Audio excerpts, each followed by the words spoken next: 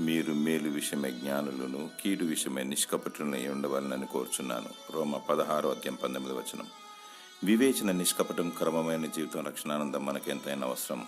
మేలు చేయట్లో జ్ఞానం కలిగి ఉండాలి. సాటి మానవుని వెతికి వెంటాడి సాయం చేయాలి. ఏ వ్యక్తి అవసరంలో ఉన్నాడు, ఎలాంటి సాయం చేయాలని ఎదుటి వ్యక్తిని ప్రేమతో ఆదుకోవాలి. మరియు బుద్ధిమంతులైతే ఆకాశం మండలంలోని జ్యోతులను పోలిన వారే ప్రకాశించెదరు. నీతి మార్గం అనుసరించి నడుచుకున్నట్లు ఎవరు అనేకులను త్రిప్పుదురో వారు నక్షత్రముల వలె నిరంతరం ప్రకాశించెదరు. ఒక ఆత్మ నశించే నరకానికి గురి కాకుండా కాపాడడమే మేలు. కీడు చేయుటకు పరుగులెత్తకూడదు, కీడుకు ప్రతి కీడు చేయకూడదు. కీడు చేయవాడు దేవుని చూచినవాడు కాడు. నిష్కపటమును, నిందారహితమును, నీతిని కలిగి వర్ధిల్లుము. ప్రభువైన యేసుక్రీస్తు మధ్యాకాశమునకు రానున్నాడు. నిష్కలంకమైన వస్త్రములతో సిద్ధపడుము. దేవుడు నిన్ను దీవించునుగాక. ఆమేన్.